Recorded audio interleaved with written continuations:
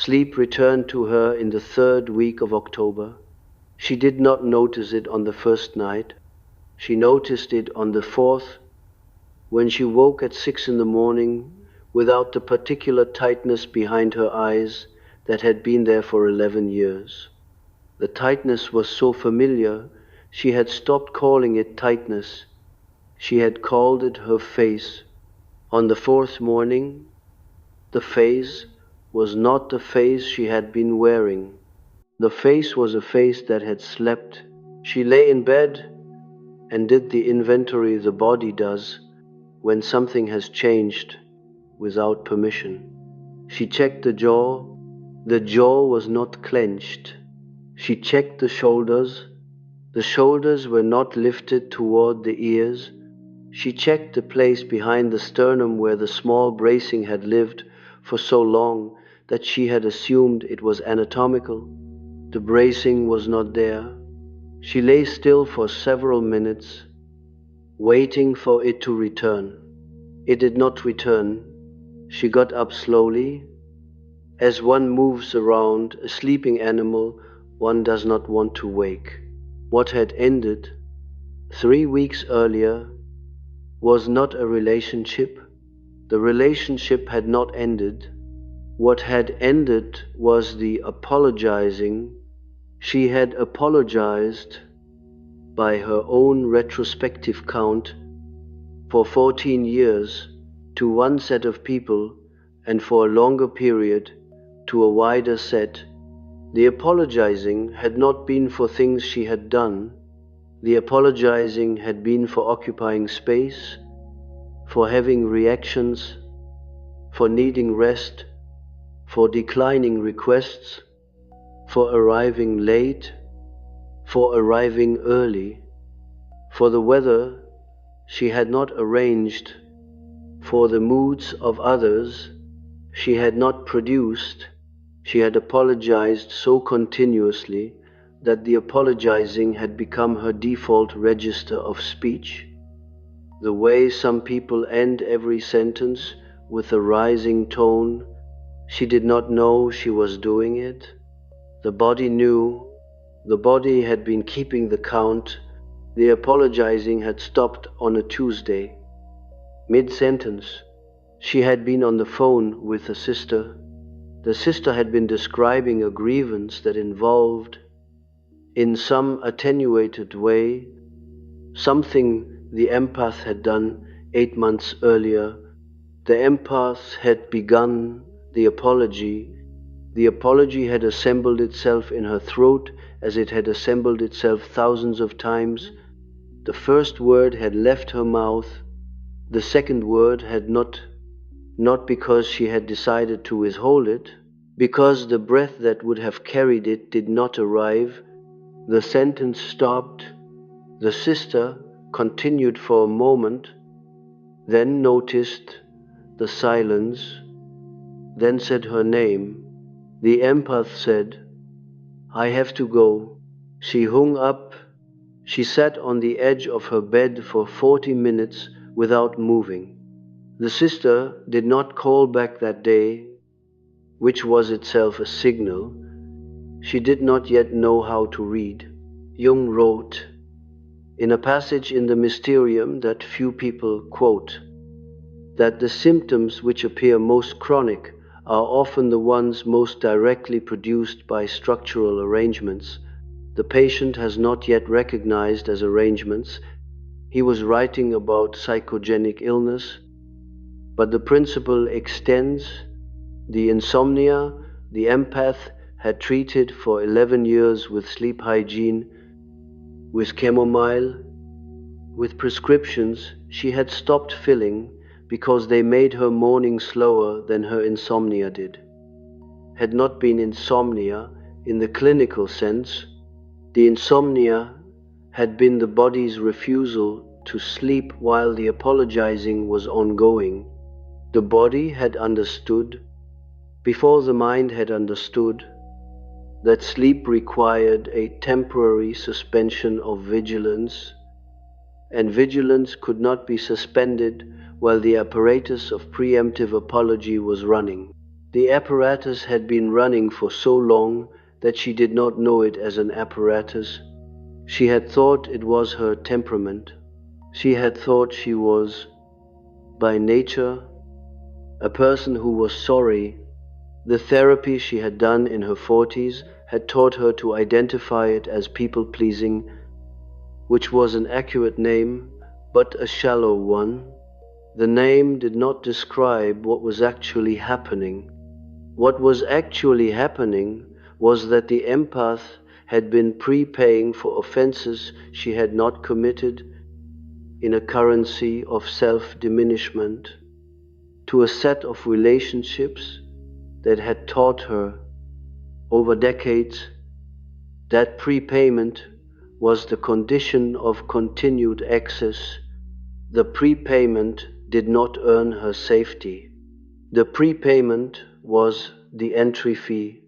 The entry fee was charged each day the body had been awake for those 11 years, because the body knew that the moment she stopped paying, the system would notice the body had been on a kind of perpetual sentry duty.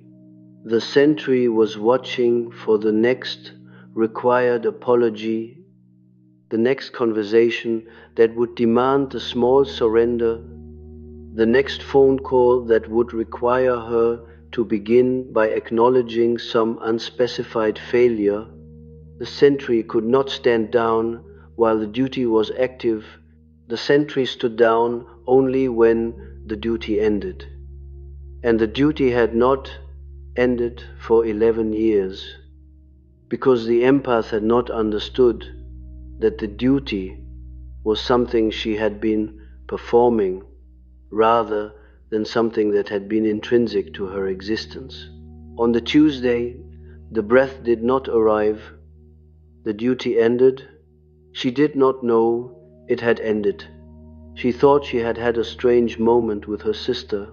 She went about her week. She made dinner. She answered emails. She did not apologize in any of the emails, but she did not notice the not apologizing because she was not yet aware that she had been doing it. Around the 8th day, she noticed that her teeth did not hurt when she ate. The teeth had hurt in a low and continuous way for years. The dentist had said she was clenching at night. The clenching had stopped. She still did not connect the events. She thought she might be getting a cold. Colds, in her experience, sometimes changed the way her face felt. The connection arrived on the 4th morning of the slept phase. She was making coffee.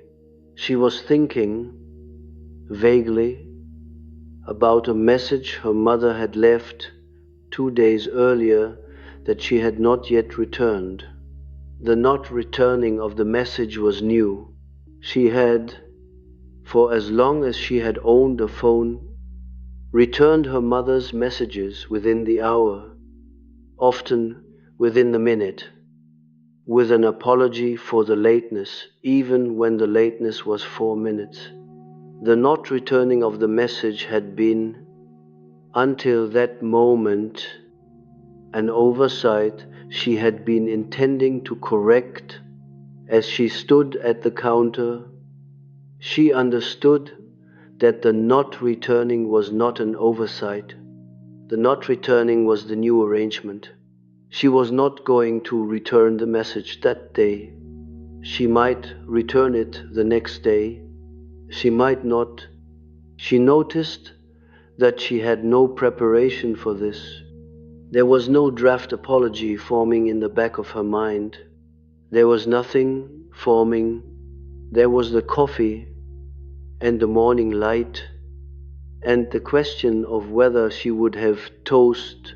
This is the moment Jung would have called the small individuation, the structural reorganization that occurs without ceremony and that the person undergoing it cannot yet describe The empath did not have language for what had shifted. She had only the body, which was now sleeping, and the absence of the toothache, and the message from her mother, which she was not going to return on its expected schedule. The absence of the schedule was the structural fact. The schedule had governed her for 40 years. The schedule had been internal. No one had been holding it over her. She had been holding it over herself. On behalf of a relational economy she had inherited so early that she had never seen it as inheritance. She drank the coffee. She did not have toast. She sat at the kitchen table and watched the light move across the wood. She had not, in recent memory, sat at the kitchen table without performing some other function simultaneously. She had eaten at the table. She had read at the table. She had paid bills at the table. She had not simply sat at the table while light moved. The simply sitting was new. The simply sitting required nothing of her. There was no audience. There was no anticipated audience. The sister had not called back. The mother's message was waiting and would continue to wait. The world that had required her continuous response was not, that morning, requiring it. The not requiring was not because the world had changed. The not requiring was because she had stopped preempting the requirement. What had happened, in the structural language of the older psychology, was the cessation of the propitiation rite. Propitiation is the word for what humans do when they believe a force is angry with them and might be appeased by offering. The empath had been propitiating daily for the entirety of her adult life. The force she had been propitiating was not God. The force she had been propitiating was the diffuse possibility of relational withdrawal, the ever-present chance that one of the people on whom her sense of self depended would, at any moment, decide that she was unacceptable. The apologies had been offerings. The offerings had been continuous because the threat had been continuous. The body had been awake because propitiation cannot be performed in sleep. When the apologizing stopped, the propitiation rite ended. The ending of the rite did not produce the punishment she had spent decades preparing for. The sister did not, in fact, retaliate. The sister, when contact resumed several weeks later, behaved as though the strange phone call had not occurred, which was itself a data point. The empath filed without comment. The mother, when her message was returned 3 days later, did not register the delay. The mother had not been counting the minutes. The mother had been doing her own life. The empath understood, slowly, over the following weeks, that the audience she had been performing for was, in many cases, not an audience at all. The audience had been internal. The audience had been the introjected expectation that everyone she encountered was monitoring her closely and would, at any sign of insufficient deference, cut the line. This is the moment the title is pointing to. The apologizing finally stopped. The phrase finally stopped does the work of an entire interior history. Finally means after years of trying. Finally means after multiple false starts in which the apologizing reduced and then resumed. Finally means that the stopping has, this time, settled into structure rather than remaining at the level of intention. The settling into structure is what allowed sleep to return. Sleep does not return on the basis of intention. Sleep returns only when the body verifies that the structure has actually changed. She did not, in the following months, become a person who never apologized. The apologies that remained were different. They were specific. They were for actual transgressions. They occupied a small percentage of her speech rather than constituting its background register. She could feel when an apology was warranted, the way it formed without effort and was spoken without the small somatic dread that had previously accompanied every apology. The dread had not been about the apology, the dread had been about the underlying assumption, now visible to her, that her existence was a transgression and that the apology was the rent. The rent has been paid for the last time. The body, having understood this, has begun to sleep. The sleep deepened in November. She did not, at first, trust the deepening. The sleep had returned in October as a tentative thing, a sleep that could be lost if the wrong message arrived in the evening, a sleep that could be undone by a single phone call that required the old register. Through October, she had been protecting it.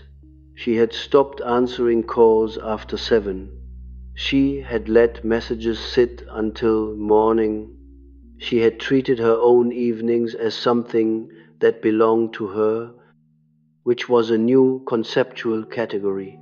By the second week of November, the sleep had begun to take care of itself. The body had registered the new arrangement and had begun to lay down deeper layers of rest without her active management. This is the internal mechanism worth examining. The body's nervous system had been operating for those 11 years on what physiologists call sustained sympathetic activation. But Jung's language is the more useful one here. The system had been organized around what he called, in his work on complexes, the affective charge that persists in the absence of its original stimulus. The original stimulus, in her case, was no longer present. The original people who had taught her in her childhood that her continued existence was contingent on continuous propitiation were largely dead or estranged. The stimulus had ended decades ago. The charge had persisted. The charge had organized her adulthood as though the original conditions were still in force. What had ended on the Tuesday phone call was not the original stimulus. The original stimulus had been gone for 40 years. What had ended was the daily renewal of the charge through her own propitiation behavior. Each apology had been a small refreshment of the underlying complex. The apology had said to her own psyche, the conditions that required this behavior are still present. The psyche had believed the message. The psyche had no other source of information about the conditions. The body had organized itself around the message. The sleep had been cancelled because the message said sleep was not safe. When the apologies stopped, the message stopped. The complex began, over the subsequent weeks, to receive a different kind of data. The data said no apology was offered and nothing collapsed. The data said The relational economy did not punish the cessation. The data said the body that did not preempt was met mostly by a world that had not actually been waiting to punish it. The complex did not believe this data immediately. Complexes are not persuaded by single instances. Complexes are persuaded by accumulated instances, and the accumulation takes weeks or months, and the accumulation requires the person to continue the new behavior even while the complex is sending alarms that the behavior is dangerous. This is the internal labor of part 2 of the arc, and it is rarely described accurately. The labor is not active. The labor is the willingness to not respond to the alarms. The alarms continued for the empath throughout October and into November. The alarms were somatic. There would be a sudden tightening of the chest in the late afternoon, a sense that she had forgotten to do something, a sense that someone was angry with her, a sense that the world was just out of sight, accumulating evidence against her. The senses were not connected to specific events. They were the complex attempting to restart the propitiation cycle, attempting to produce the affect that would generate the apology that would refresh the charge. The empath who survives this phase is the one who learns to recognize the alarm as alarm rather than as message. The recognition is not intellectual. The intellectual recognition is easy. She had known intellectually for years that her anxiety was disproportionate to her circumstances. The intellectual knowledge had not changed the anxiety. The recognition that matters is somatic. It is the recognition in the body that the alarm has a particular flavor, that it follows a particular timing, that it produces a particular urge, and that the urge can be observed without being obeyed. The observing without obeying is the work. The work cannot be done in one session. The work is done over weeks by allowing the alarm to arrive, by noticing it, by not picking up the phone, by not composing the message, by not reaching for the apology that would relieve the discomfort, by reactivating the charge.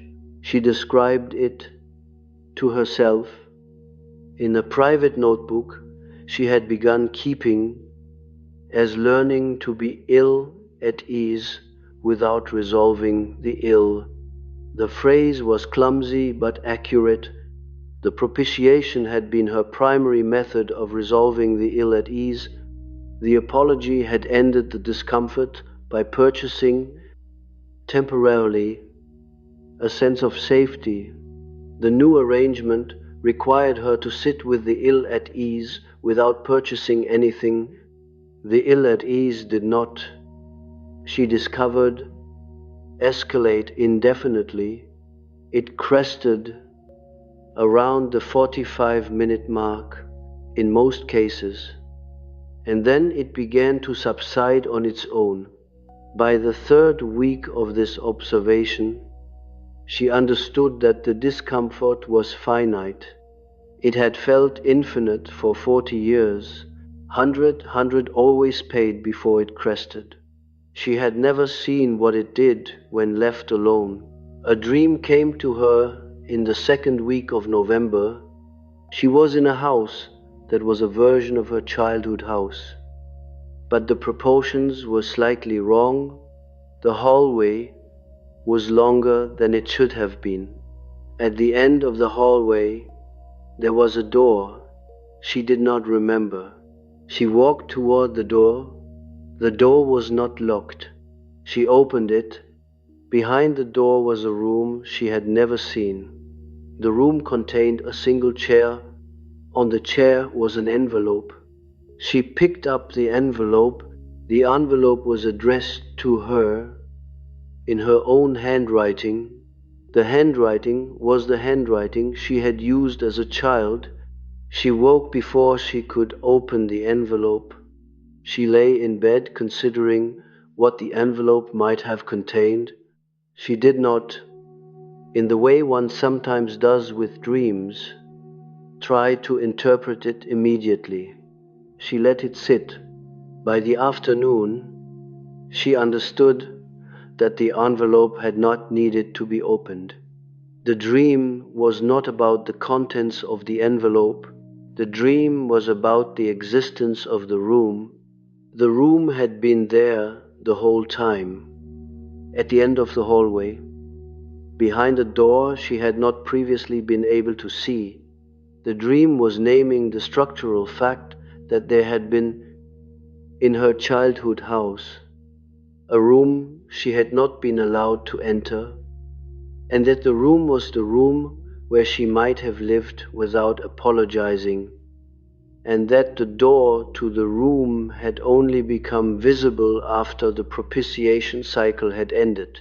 She did not tell anyone the dream. There was no one in her current life to whom the dream would have made sense without elaborate translation. She wrote it in the notebook. She closed the notebook. She made dinner. The not telling of the dream was itself part of the new arrangement. She had spent decades narrating her inner life to people who were not equipped to receive it, in the hope that narration would produce understanding, in the hope that understanding would produce safety. The hope had been incorrect. The narration had produced exhaustion. The not narrating was not withholding. The not narrating was the recognition that some interior events did not require external witness in order to be real. Jung wrote, in one of his rare comments about the silence of the analysand, that the patient who has begun to keep her own counsel is the patient who is beginning to have a self. The phrasing is precise. The carrier had not had a self in the sense Jung meant. The carrier had had a self-shaped function, a self that existed primarily as the medium through which the effects of others were processed and returned. The self that was now forming did not need to be processed through others. The dream was hers. The notebook was hers. The morning at the table with the moving light was hers. The hers was the structural achievement. The hers was what the apologizing had been preventing for 4 decades. The internal mechanism by which the apologizing had prevented the hers is worth naming directly. The apology, as she had performed it, was not a discrete speech act. The apology was a continuous orientation. The orientation said, my existence is provisional, and the provision is conditional, and the condition is the comfort of the other within that orientation.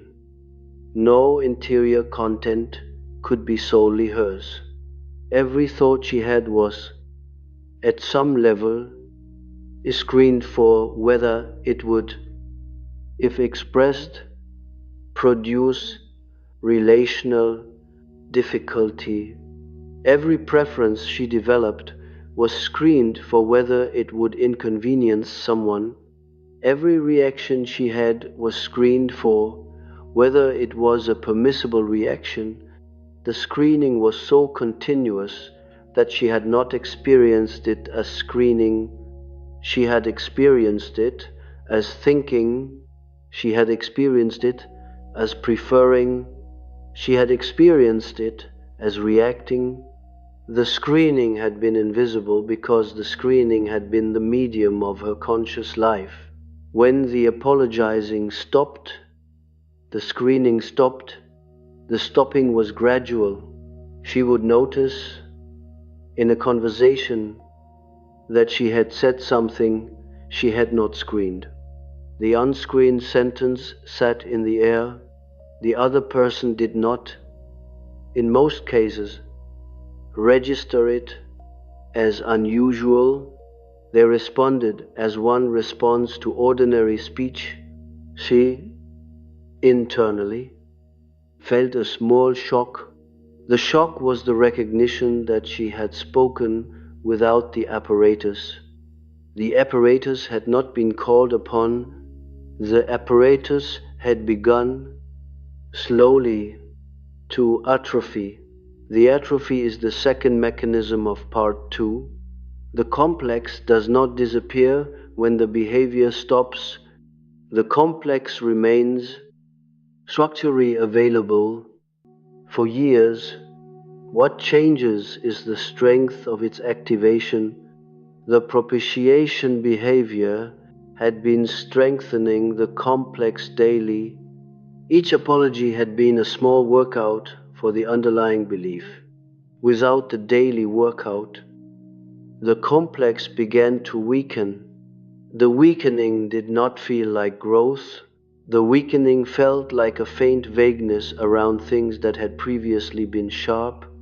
She found, at moments, that she could not quite locate the urgency she had previously felt about returning messages promptly. The urgency was still there. Technically, it was there as a kind of memory of urgency. It was no longer there as a felt imperative. The memory of urgency could be noted and set aside. The felt imperative had previously commandeered her hands. This is the somatic dimension of complex dissolution that Jung described, without using contemporary somatic language. In his late work on the affective tone of the unconscious, the complex has a tone. The tone is felt in the body.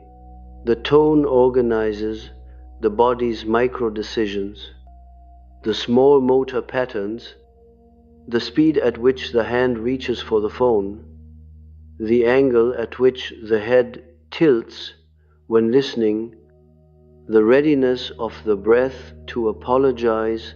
The tone is what the empath had been calling her personality. The tone is not personality.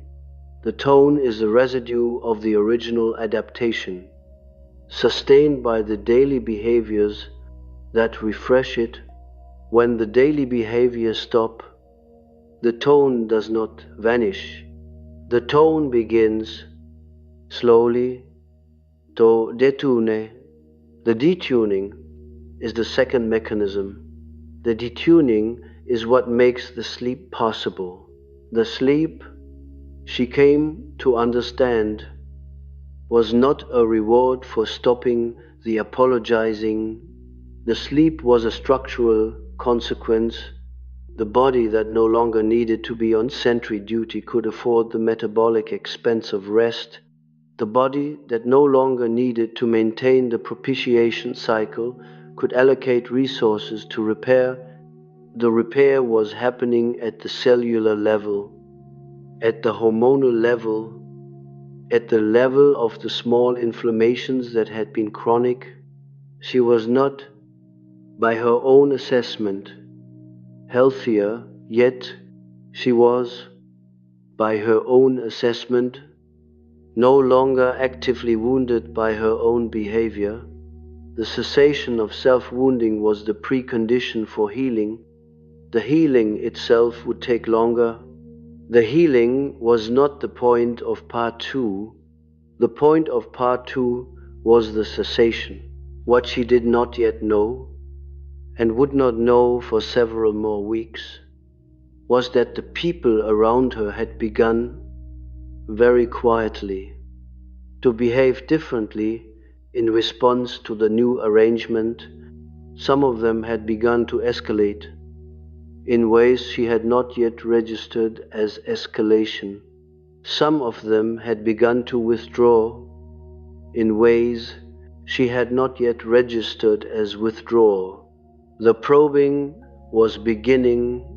The probing was the test of whether the new arrangement was structural or temporary.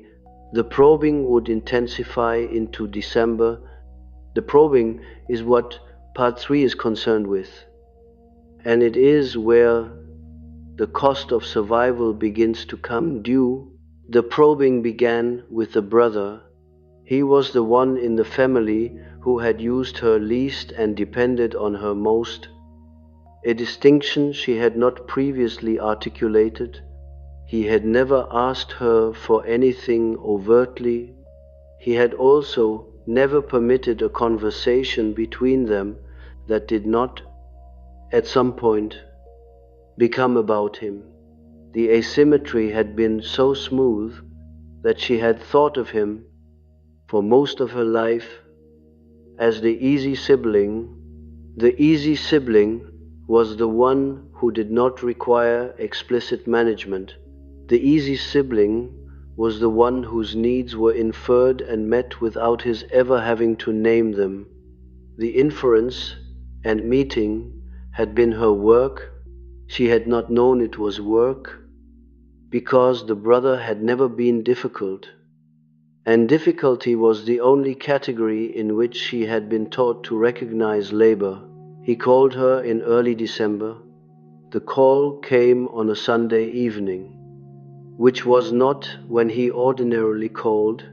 She let it go to voicemail, which was new. She listened to the message later, after dinner.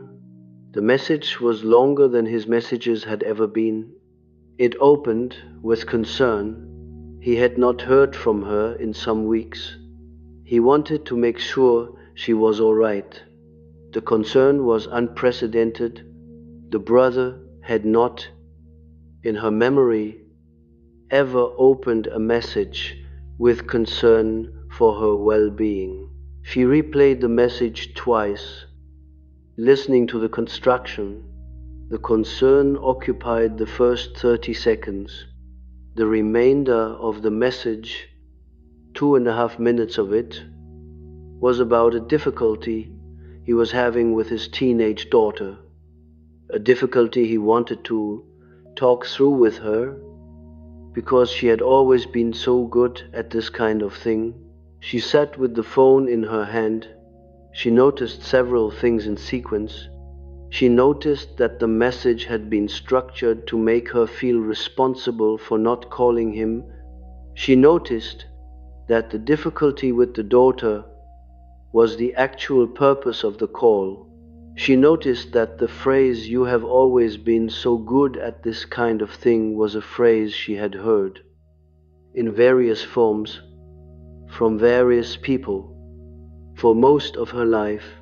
She noticed that in earlier years, the phrase had produced in her a small warmth, a sense of being valued, a sense of having a role. She noticed that, listening to it now, it produced nothing. The warmth had not arrived. The role had not activated. The phrase had landed in a body that was not, that evening, organized to receive it. She did not call back that night. She did not call back the next night. She called back on Wednesday, in the late afternoon, when she knew he would be at work and would not pick up. She left a brief message. She said she had been busy, that she hoped he was well, that she did not have advice about the situation with his daughter, but trusted him to find his way through it. She did not apologize for the delay. She did not offer further help. She hung up. She stood in her kitchen and noticed that her hands were not shaking. She had expected them to shake. The not shaking was itself information. He called back within an hour. The voicemail he left was different from the first. The concern had been replaced by a flatter register. He said her message had been strange. He said he was not sure what was going on with her. He said he hoped she was not going through something. The hope that she was not going through something was, she understood, the wish that she would return to being available. The wish was being expressed as concern for her, which was the form in which it could be socially uttered. The underlying content was the request for the supply to resume. This is the structural shape of the probe Jung described in his work on the family complex as the system's attempt to restore homeostasis. The system had been running on her availability. The availability had ended. The system was, by mid-December, beginning to register the absence at the level of function. The brother had run out of his usual outlet for processing his difficulty with his daughter. The outlet had been her. He had not consciously known that the outlet was her. He had thought he was calling because he missed her. The missing and the needing were, in his mind, the same. They had been the same in her mind too. For most of her life, the Part 3 work was distinguishing them. She did not respond to the second message immediately. She let it sit for 4 days. During those 4 days, she did the work that the older psychology calls active discernment. Though she would not have used the phrase, she asked herself several times, what would happen if she did nothing? The answer, when she let it form, was that nothing catastrophic would happen. He would be annoyed.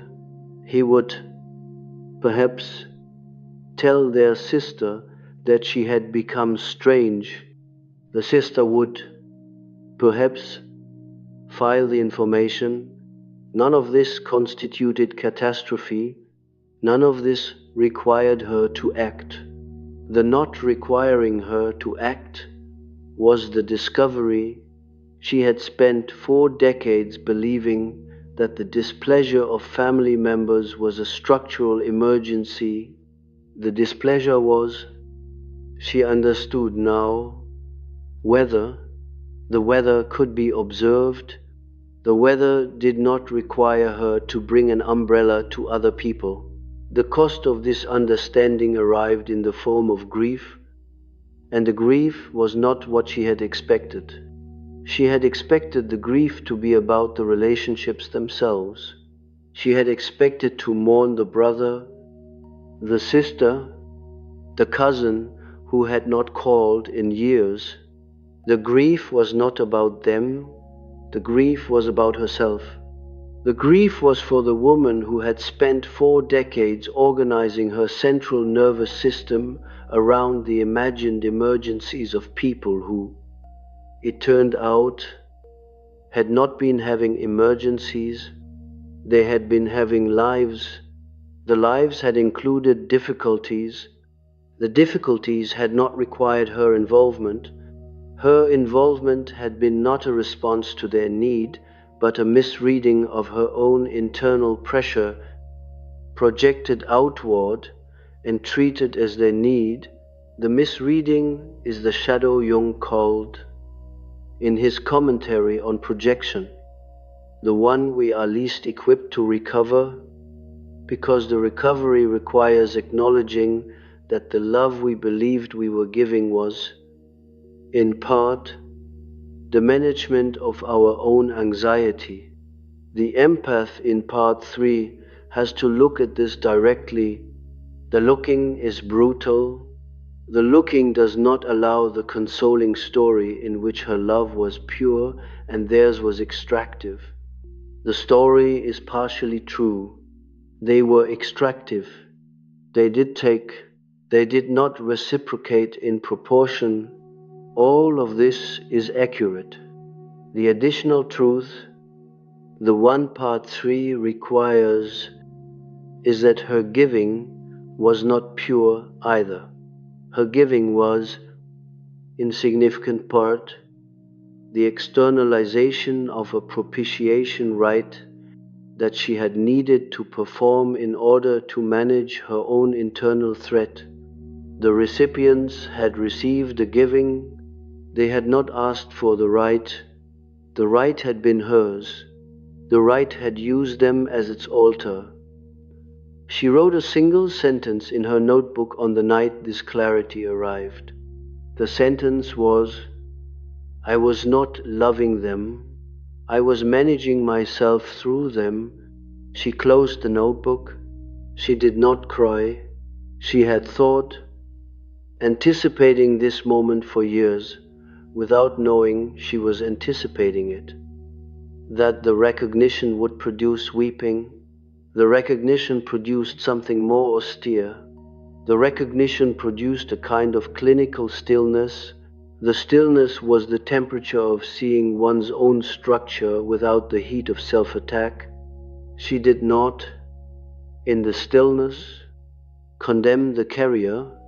The carrier had been doing what she had been trained to do. The training had been thorough. The training had begun before the carrier could have refused it. The carrier was not to blame for the rite. The carrier was, however, the one in whose body the rite had occurred, and she was the one who could now name it.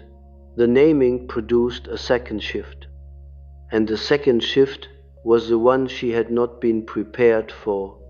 The naming reorganized her perception of the people who had received the rite. She had previously perceived them through two competing frames.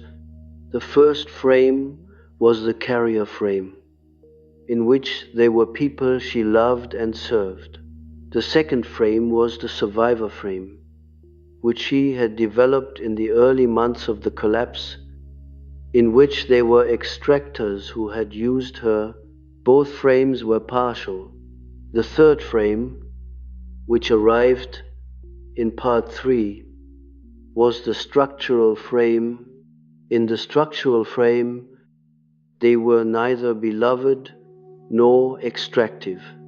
They were participants in an arrangement that had served particular functions for both parties, and now the arrangement had ended, and the people remained, and the people would have to be perceived freshly, without the architecture that had previously organized her response to them. This is the hardest perceptual labor of the entire arc. The hardest labor is not the cessation of the apologizing. The cessation is somatic and, once accomplished, mostly maintains itself. The hardest labor is the rebuilding of perception in the absence of the old categories. She did not know, after the structural frame arrived, what her brother was to her. She did not know what her sister was. She did not know what the cousin was, or the neighbor, or the friend from graduate school who had been calling less since October. The not knowing was not painful. The not knowing was simply the new condition. The categories had carried her perception for 4 decades. The categories had been wrong, or at least insufficient. The new categories had not yet formed. She would have to be in relation to these people without categories for some period of time. The period would be longer than she could currently estimate.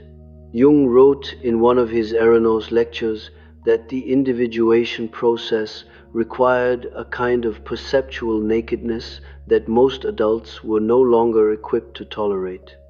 The nakedness was the willingness to see other people without the predigested forms inherited from family of origin, from cultural script, from one's own defensive history. The nakedness was rare because the nakedness was exhausting. The empath in part 3 is, for the first time in her life, attempting it. She's attempting it not as a spiritual discipline, but as a structural necessity, because the old forms have collapsed and there is no available replacement. The brother called a third time.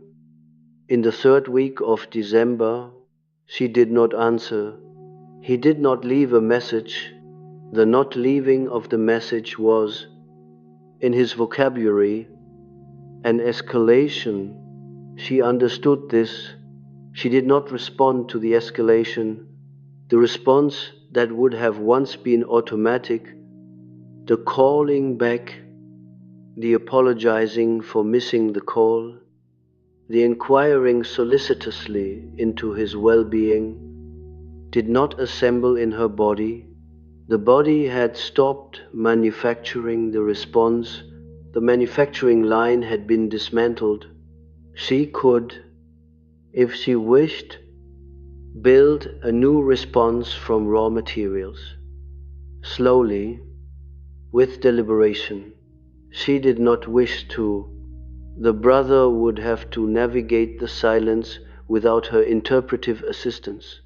He would do this, or he would not. Either outcome was structural information about the relationship rather than a verdict on her character. The sister, separately, sent a long email at Christmas. The email was an account of family difficulties, framed as news, with an undercurrent of grievance about the empath's recent unavailability. The grievance was not stated directly.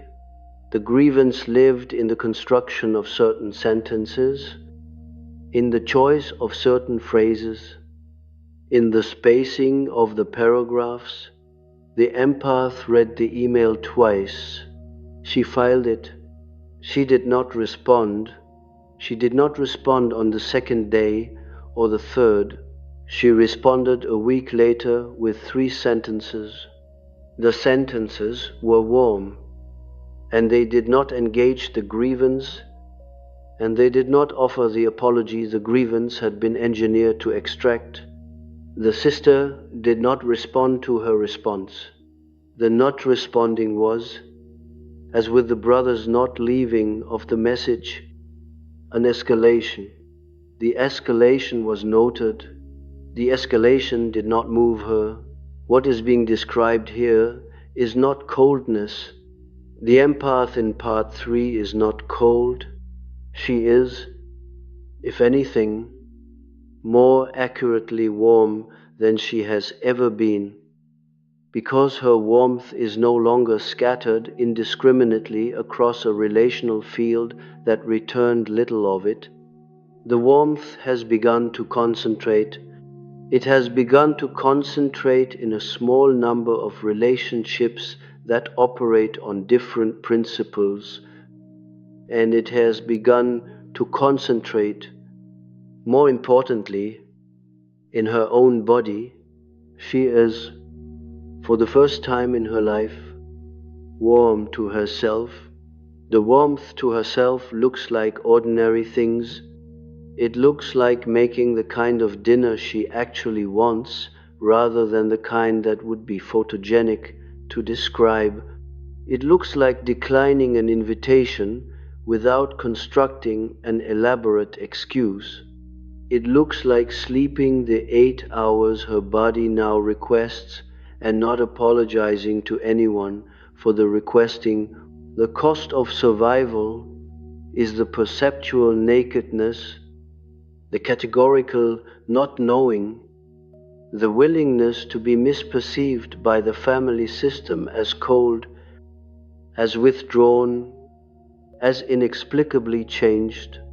The cost is the loss of the social legibility she had previously enjoyed.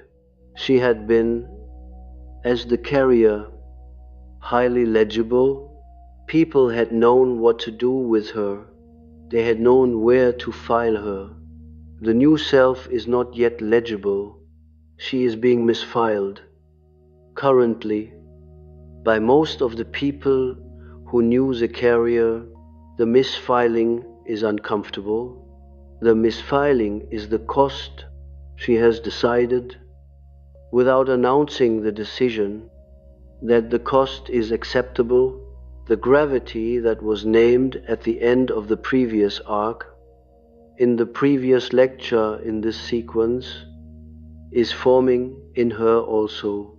The gravity is small, the gravity does not impress, the gravity holds her in place, in her own kitchen, in her own week, in her own body, while the family system probes for the supply that will not be resumed.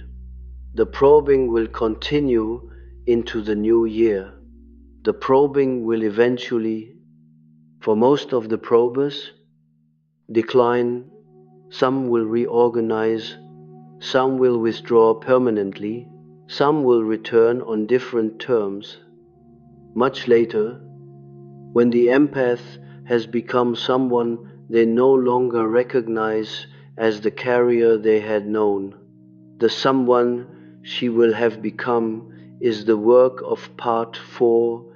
The work of part 3 is the holding of the gravity through the season of probing, without flinching, without explaining, without paying the rent that has been paid for the last time.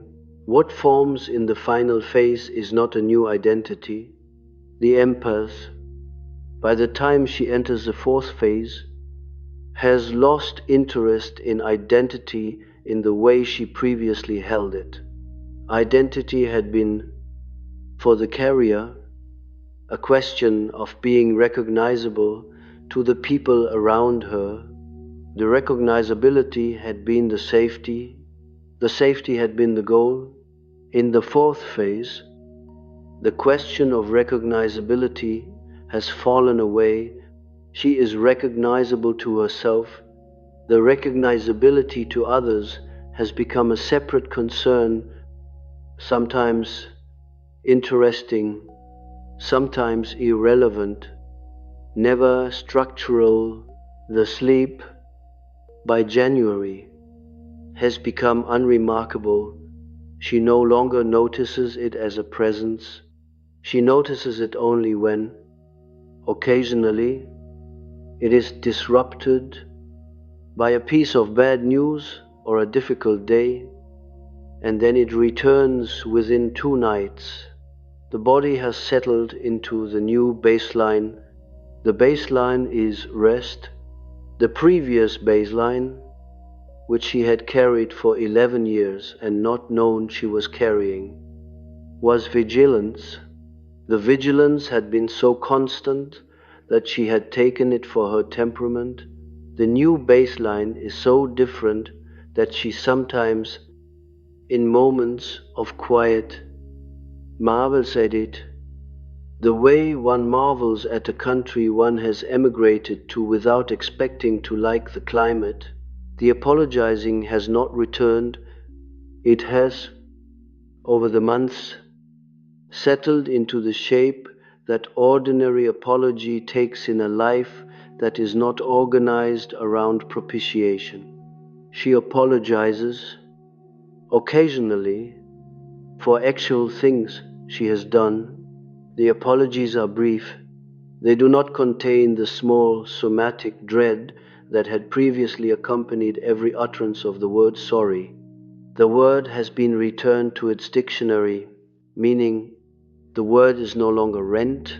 What she did not anticipate in the long months of October through December was that the 4th phase would not feel like arrival, it would feel like continuation. The popular literature had suggested in various forms that the end of the propitiation cycle would produce a sense of triumph, or expansion, or radiance. None of these arrived. What arrived was steady ordinariness. The ordinariness was the achievement. The ordinariness was what the propitiation had been preventing for 4 decades. She had thought, while she was paying the rent, that the rent was buying her a life. The rent had been preventing her from having one. The life that began to occur in January was not impressive. It was hers, which was the only quality she now valued. She did not, in this phase, develop a new philosophy. She did not begin a practice.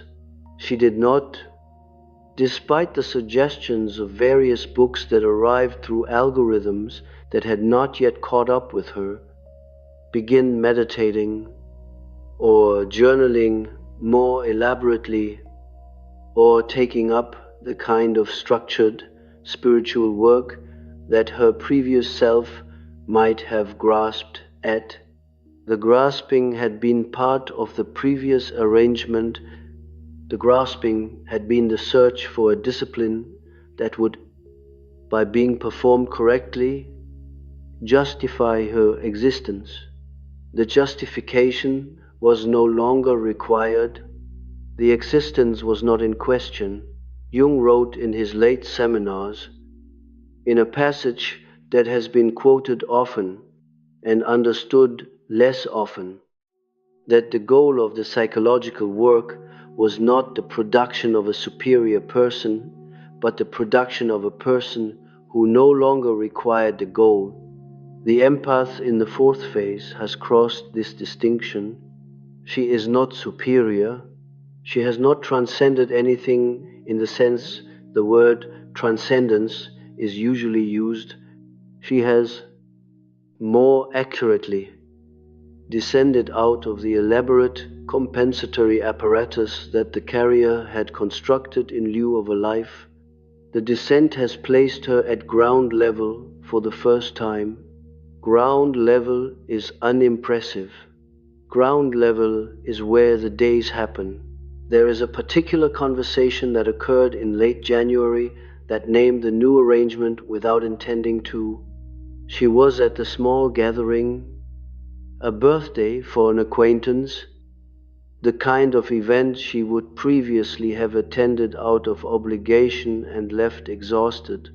She was leaving, this time, at an hour she had chosen, because she had had enough of the room and her body was telling her so. A woman she had known peripherally for years caught her at the door and asked, in the social register that requests a particular kind of answer, how she had been. The empath paused. The pause was the new thing. The pause was the space where, previously, the automatic warm response would have assembled. The response did not assemble. She said, after the pause, that she had been well, and that she had been quieter than usual, and that she was finding the quietness suitable. The woman looked at her for a moment longer than the social register required. The woman said, "You look different." The empath said, "I think I am." They did not extend the conversation. The empath left. She walked to her car. She drove home.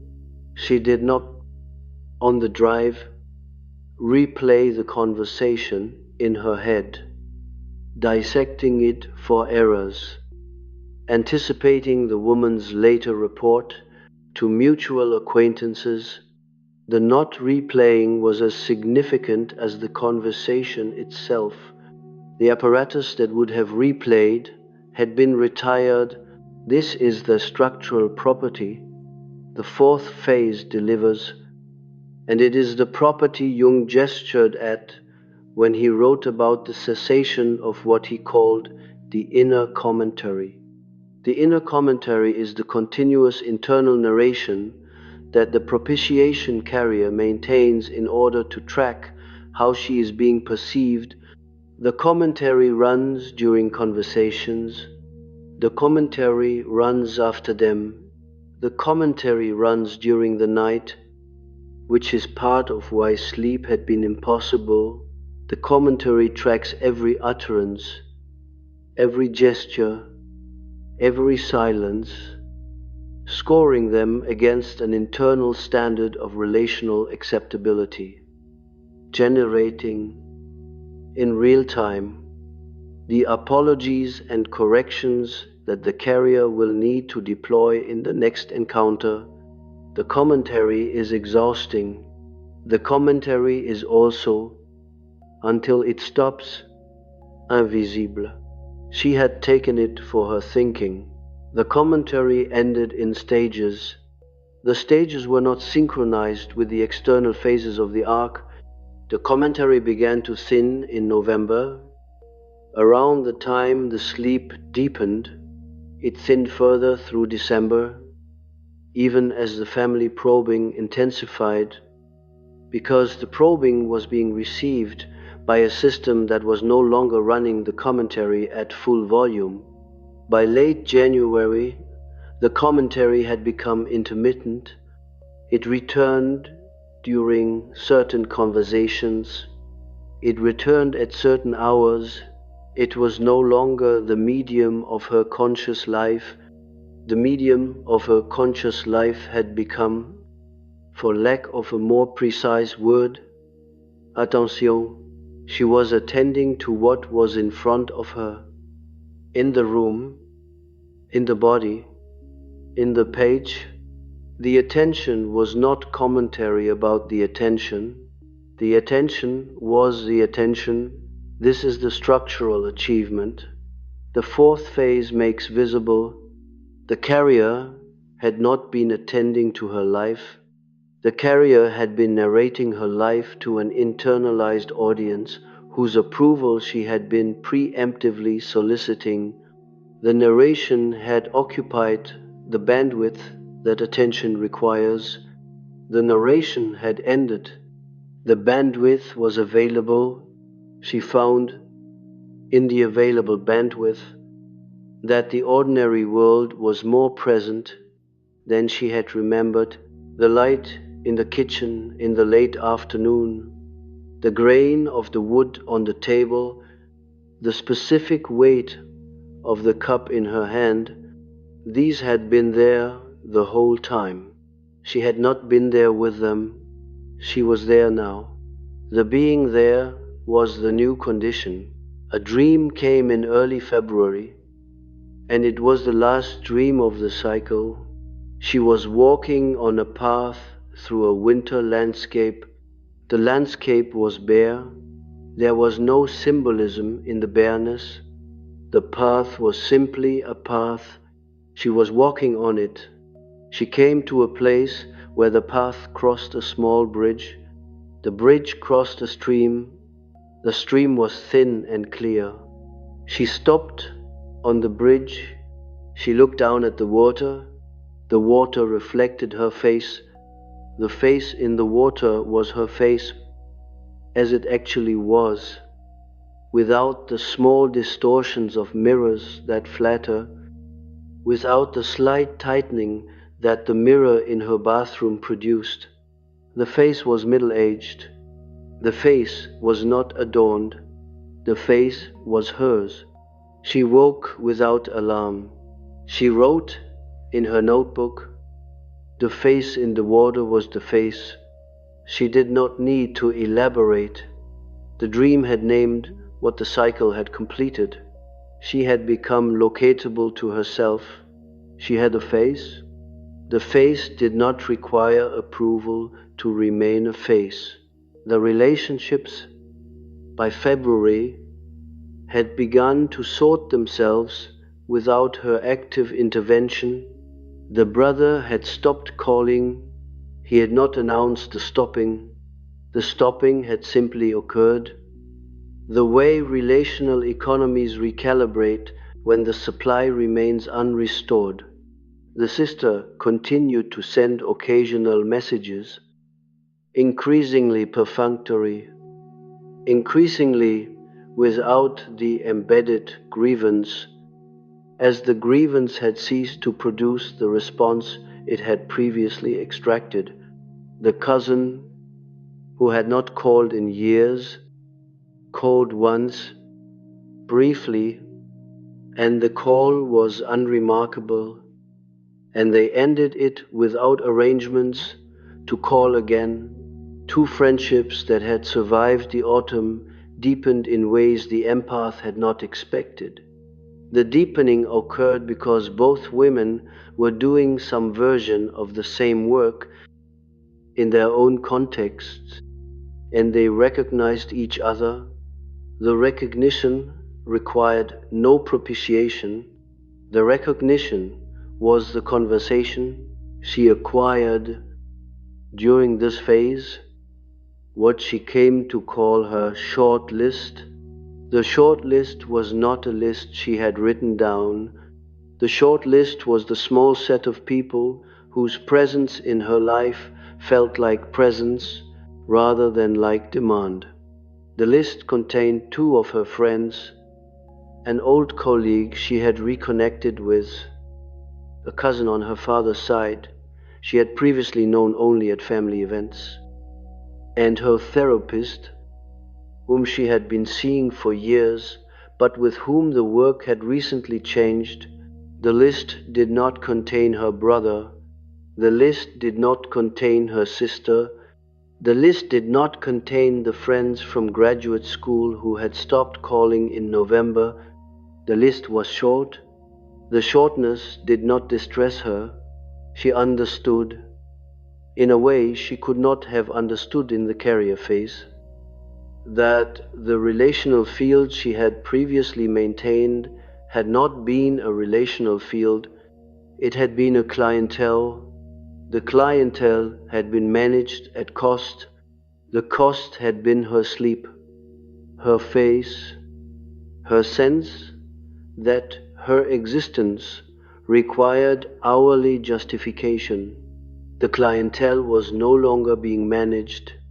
The clients were finding other suppliers, or going without, or, in a few cases, reorganizing themselves into something that might, over time, become an actual relationship.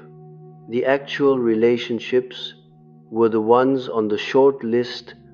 The short list was the new social architecture. She had not designed it. It had assembled itself in the months following the cessation. What she does with the new architecture is, by February, no longer a question with a single answer. She returns to her work, which she had been performing throughout, but with a different relation to it. The work had previously been infused with the propitiation register. She had been doing the work in part to justify her presence at the organization. The justifying has ended. The work is now simply work. She does it well, more efficiently than before. Because the bandwidth previously occupied by the inner commentary is now available for the actual tasks, her colleagues notice. They do not name what they notice. They notice that she is calmer, that she finishes things faster, that she does not engage with the office dramas in the way she previously did. She is described in her annual review as more focused, which is the word the institution has for what has happened to her. The word is inaccurate but adequate. Jung wrote, in a letter to a former patient that has been preserved in the published correspondence, that the test of psychological work was not whether the patient became extraordinary, but whether the patient could now do ordinary things without the apparatus of compensation. The phrasing is restrained, which is the only register in which the achievement can be honestly named. The empath has reached the place the letter describes. She does ordinary things. She does them without compensation. She does not need the things to mean more than they mean. The dinner is dinner. The walk is the walk. The conversation is the conversation. The freedom from inflation is the achievement. The achievement is not photogenic. The achievement does not produce content.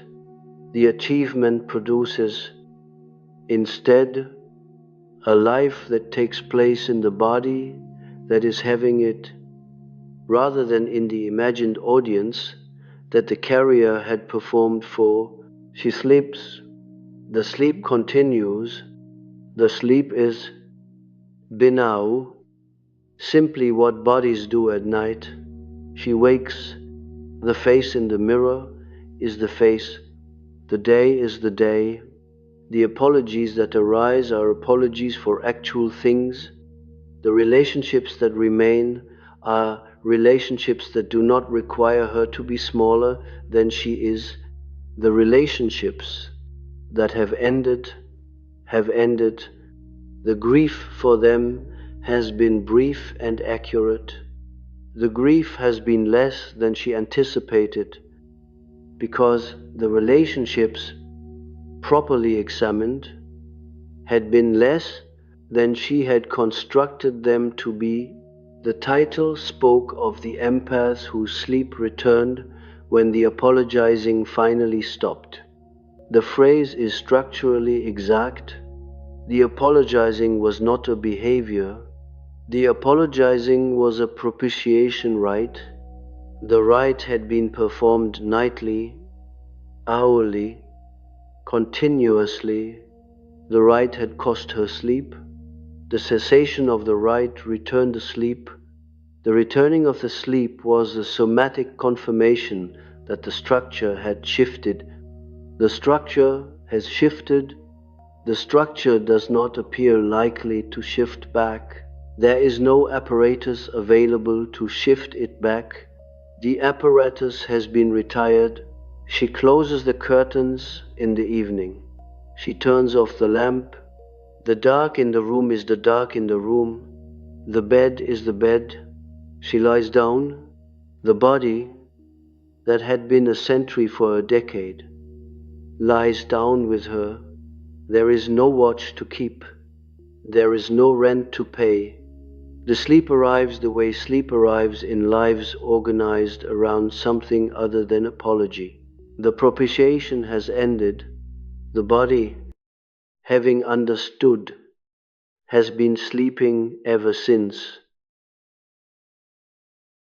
This has been Carl Jung Original, a space where the patterns most people live through can finally be named. Voice and imagery, AI assisted interpretation and framing, original work. Until next lecture.